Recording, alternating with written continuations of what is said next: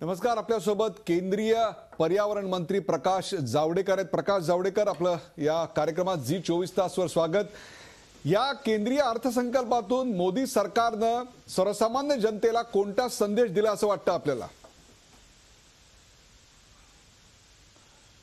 आम्ही सामान्य जनतेला, देशाला आणि जगाला एकच संदेश दिलाय की आता विकास हा केंद्रित असणारं राज्य आलेलं आहे.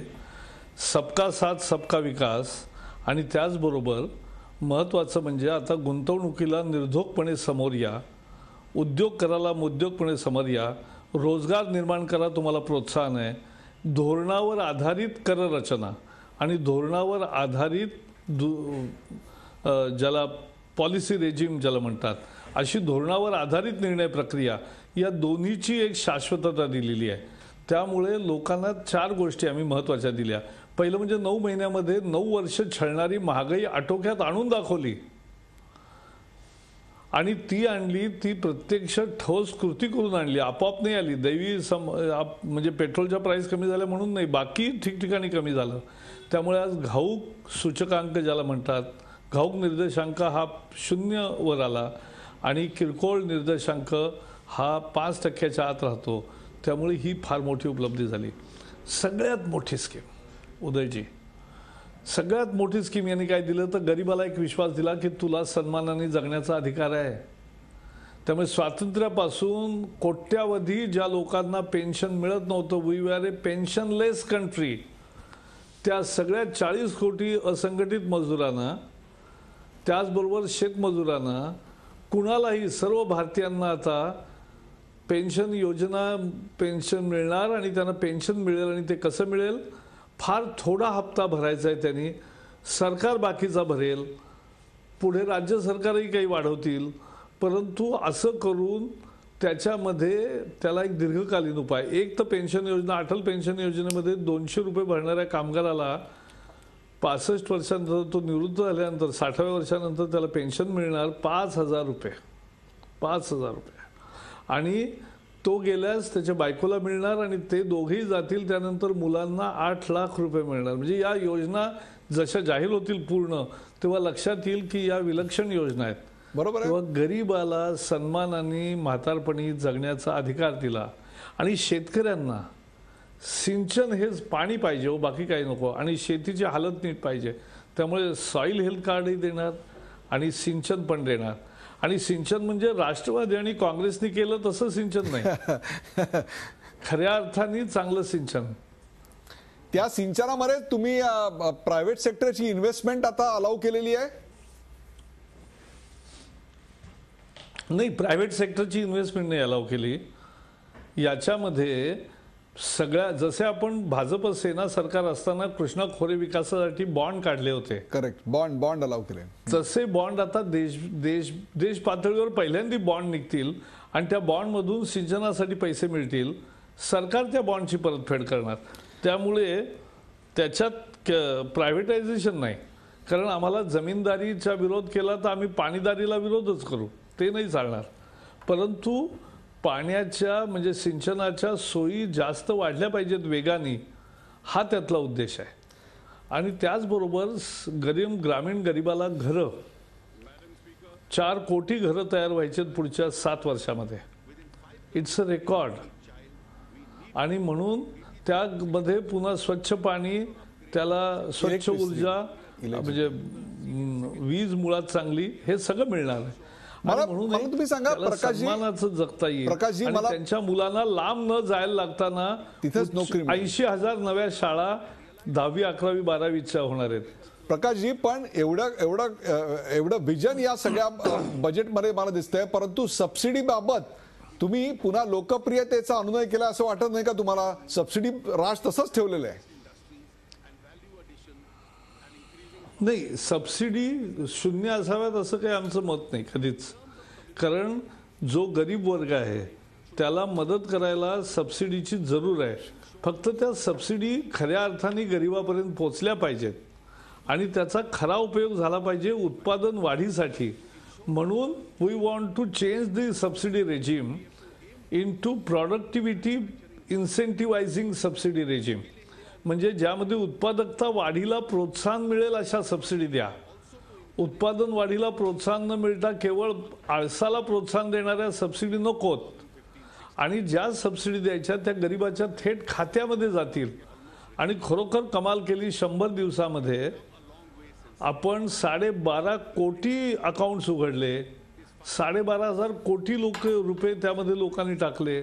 त्यामुळे फार मोठ्या प्रमाणावर एक क्रांती झालेली आहे. आता त्या खात्यांमध्ये गरिबाचे पैसे जमा होतील आणि त्याला गावोगाव मिळणारी व्यवस्थाही आम्ही तयार केलेली आहे. त्यामुळे मला वाटतं दिस इज अ गुड एक्झाम्पल. एक आणखीन एक बोलला तर ते म्हणजे अप्रत्यक्ष कराच्या माध्यमातून महसूल वाढवण्याऐवजी प्रत्यक्ष कराच्या माध्यमातून उत्पादन वाढीवर या सरकारने भर का दिला नाही? नाही, तसाच आहे मला वाटतं. अप्रत्यक्ष करवाढीचा जिथपर्यंत मुद्दा आहे तर आपल्या देशामध्ये जसं जेटलीजींनी म्हटलं की बहुत पुराने काटे है, काटे कई पुराने है. तर त्यामुळे बरेच काटे काढायचेत, परंतु तोपर्यंत एकदम एका दिवसात सगळे चेंजेस आणता येत नाही. मला वाटतं पुढच्या वर्षी GST आल्यानंतर आपोआपच याला सगळ्या व्यवस्थेला एक शिस्त येईल आणि GST पुढच्या वर्षी आणणार, हीच या बजेटमधली सगळ्यात मोठी घोषणा आहे. एक पुराना काटा, आता तुम्ही उल्लेख केला म्हणून हा प्रश्न मी तुम्हाला विचारतोय की एक पुराना काटा आपल्याकडे असा आहे, ईज ऑफ डुईंग बिझनेस ज्याला आपण म्हणतो, की सहज उद्योग चालू करता येण्याबाबतचं एक आश्वासक वातावरण. याच्या वर्ल्ड बँकेच्या रँकिंगमध्ये प्रकाशजी तुम्हालाही माहिती आहे आपण 142व्या क्रमांकावर आहोत. हा क्रमांक सुधारण्याकरता या बजेटमध्ये पारदर्शी होण्याकरता आपण काय केलेत? 3 गोष्टी केल्यात. पहिलं म्हणजे आपण सगळ्या परवानग्यांना लागणारा वेळ कमी करण्याची एक नवी योजना तयार केली आहे. जसं त्यांनी सांगितलं, एक पोर्टल तयार केलं आहे ज्यावर 14 परवानग्या एकाच झटक्यात मिळतील. हळूहळू ही संख्या वाढेल. मी पर्यावरण खात्याचा मंत्री आहे. पर्यावरण खातं म्हणजे पूर्वी म्हणजे काँग्रेसचे सुद्धा मंत्री सांगतात की अरे बाबा याच्याचमुळे आम्ही पडलो, कारण कुठला उद्योग उभारायचा याला परवानगीच मिळत नव्हती किंवा परवानगी काहीतरी दिल्याशिवाय मिळत नव्हती. हे सगळं चित्र बदलून आम्ही परवानगी नीट पद्धतीने त्याचं काय म्हणायचं एक प्रक्रिया तयार करून त्या प्रक्रियांचा वेळ कमी करून ऑनलाईन प्रोसेस करून लोकांना ती पाहता येतात आपली फाईल कुठे हलतीये. So this is how we made it. आणि म्हणून आपल्याला एक प्रेडिक्टेबल पॉलिसी रेजिम द्यायला पाहिजे होती. आज जे जेटलीजींनी सांगितलं की 4 वर्षात मी 5% कर कमी करीन, खरं हे सांगण्याची काय गरज होती? यांनी एक दुनियेमध्ये आणि देशभर एक संदेश देतो की आम्ही एक प्रेडिक्टेबल पॉलिसी टॅक्सेशन रेजिम देणार आहोत. त्यामुळे कर प्रणालीची निश्चितता आणि धोरणांची निश्चितता आणि प्रक्रियांची पारदर्शिता ही जर दिली तर मग उद्योग येतात. आणि म्हणून जगातला हा आपला 142वा नंबर होता, लवकरच तो 42 झालेला दिसेल. एक शेवटचा प्रश्न प्रकाशजी, केंद्रीय रेल्वे मंत्र्यांनी रेल्वे बजेटमध्ये देखील काही अशा चमत्कृतीपूर्ण घोषणा किंवा प्रचंड मोठ्या प्रमाणात ट्रेन्स चालू केल्यात, अशा प्रकारच्या काही घोषणा केल्या आहेत. एक प्रॅक्टिकल बजेट आम्हाला रेल्वे बजेट दिसलं, तसंच हे देखील एक प्रॅक्टिकल बजेट दिसतंय. कोणत्याही प्रकारच्या चमत्कृतीपूर्ण घोषणा मला याच्यात दिसत नाहीत, तर एक वास्तवाचं भान दिसतंय. ही एक ठरवून आखून केलेली या केंद्र सरकारनं योजना आहे? नाही, पण एक म्हणजे तेही सत्य आहे, पण त्यापेक्षा एक मोठा आशय आहे यात. जर भारतीय संघराज्य आहे, जर प्रधानमंत्री नेहमी सांगतात प्रधानमंत्री मुख्यमंत्र्यांची टीम आहे, धिस इज टीम इंडिया, तर मग राज्यांना जास्त अधिकार पाहिजेत असं मोदी मुख्यमंत्री असताना नेहमी सांगत होते.